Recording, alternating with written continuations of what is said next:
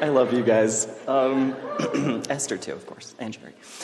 And this is the part that... Don't explain it. You can't get ahead of us. True. I know you're already in here. So, basically it's trying to get to the point where... What were those letters that they gave you? OCD. OCD. Yeah. What does that mean? Obsessive, compulsive, and they use the term Ooh, disorder. we've got that too. It only looks obsessive to those who are not enjoying it.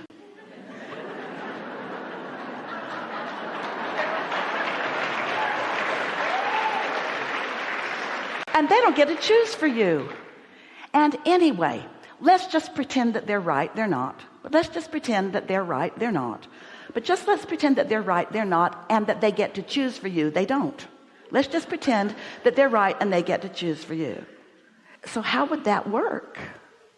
Now there's the thought police. You can only go this many miles an hour, and you can only eat this many of whatever those things are you want to eat.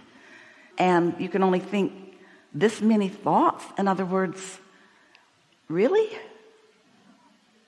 We don't want to get off in the weeds about talking about what they're doing. We only want to talk about what you're doing. And so it's difficult to put into words, but essentially... Stop for just a moment. We said to you just a little bit ago, to all of you, ooh, you've put all of these rockets of desire into your vortex. We called it your vibrational reality. We've given it the name vortex, even wrote a book about it because we want you to know how real it is. So this vibrational reality, law of attraction, is big time gathering cooperative components because your inner being is big time focusing upon what you want. And did you hear us say, this is how you utilize the energy that creates worlds? A person who's doing that looks obsessive. You just do. Anybody that sure, that single-minded, that tuned in, tapped in, turned on, that aware, that watching for the new evidence of the motion forward and the new and the new and the new and the new, what would they prefer? They want you on the couch, bored? I'm going to put this in better terms for you guys, and I'm an extremely powerful manifester, either downward or upward. Yeah, well, now you know that. Focus on good stuff. Next. That's exactly right. Someone who focuses initially causes a lot of trouble for themselves because it comes fast to you. The people that know Esther, when she gets off on something all wanted, they run far from her. They know she can blow things up in a hurry. She can make a computer stop working in a moment of distress. You're powerful. Your thoughts are powerful, you see. But your source energy thoughts are dominant, so dominant. Your well-being is so dominant.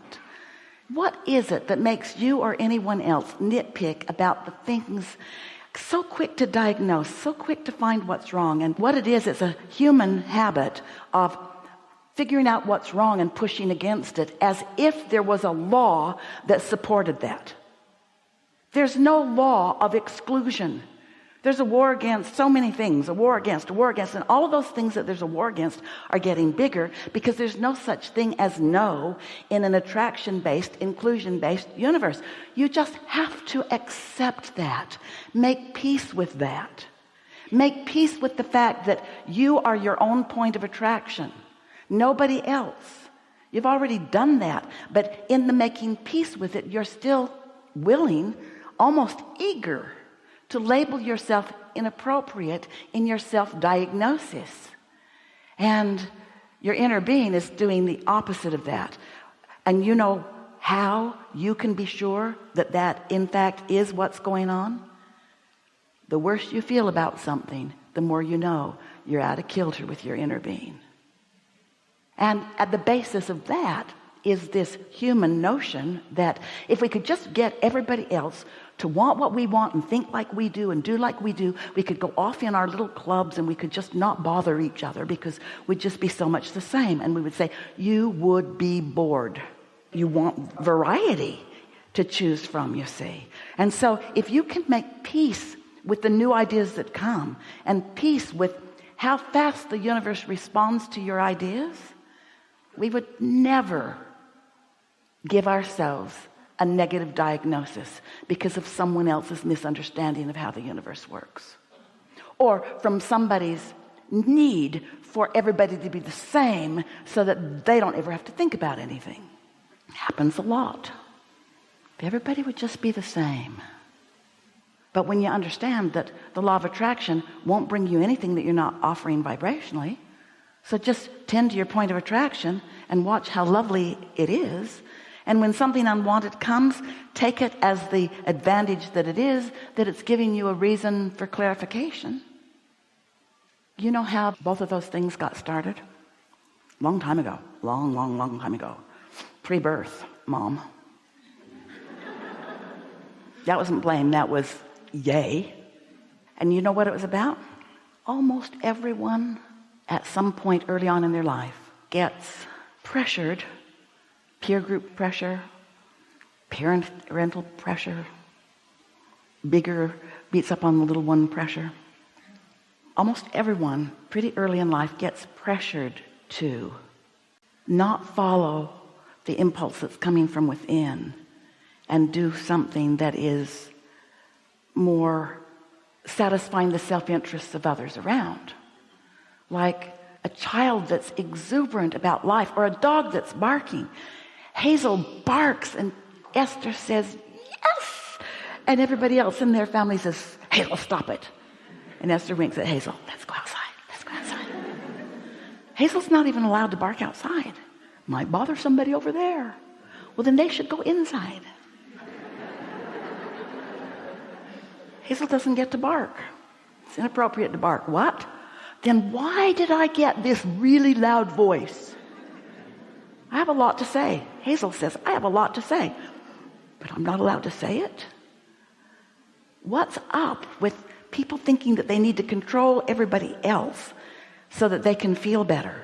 Because the universe doesn't support that, and the law of attraction doesn't support that. And you might as well just give in to the fact that everybody gets to choose, and what else?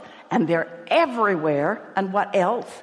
They're weird in all kinds of different ways, and what else?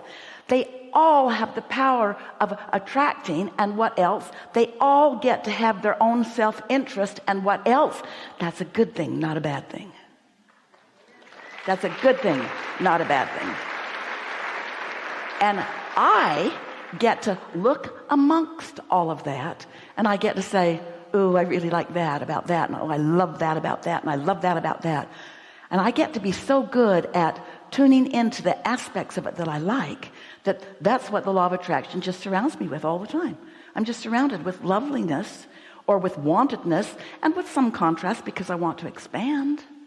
But when you step into the camp where you need to change one person or one Hazel for any reason whatsoever, you're in trouble, because the universe does not support your effort to control anybody else.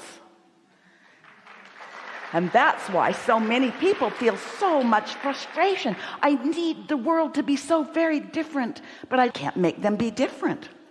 This is one of my past issues that I've solved, where I tried to control not only circumstances, situations, and people around me, but like literally every single element in my life, I tried to control it. And what I realized is I need to just control my own thoughts, experiences, Not manifestation. need, want. Well, there you go. You don't need to. Yeah. You can screw your life up if you want to. You don't need to. You can try to be the one exception to the law of attraction if you want to. In small circles, you can make them behave. You can pout. That affects some of them, you know. You can just look a little disturbed and they'll shape right up. Some of them, they got over that a long time ago, and they don't care if you're disturbed. That's really disturbing to you because they're bothering you and they don't care. I need to kill themselves or me because I can't stand them being free. Really? So let's wrap this segment up and we'll move on. But we just want to leave you with one really powerful phrase: self-interest. Self-interest. You are all born with selfish self-interest because you can only see through the perspective of self. And as you accept the importance of your self-interest and the importance of everyone else's, That's what win-win is. Esther's wanting to teach that to the kids around her, to anyone who's asking her about anything, about her life or about their life if they're asking. She wants to say, I'm always looking for win-win, because if they're happy, I feel happier. And I know the win-win is always there, satisfying their self-interest and my self-interest. There's always a way to do that. You see, there's always a way to do that. But when you've decided, if you have that, I can't have something that I want, then it's off to the races. Good. Very good. Really good. Really good.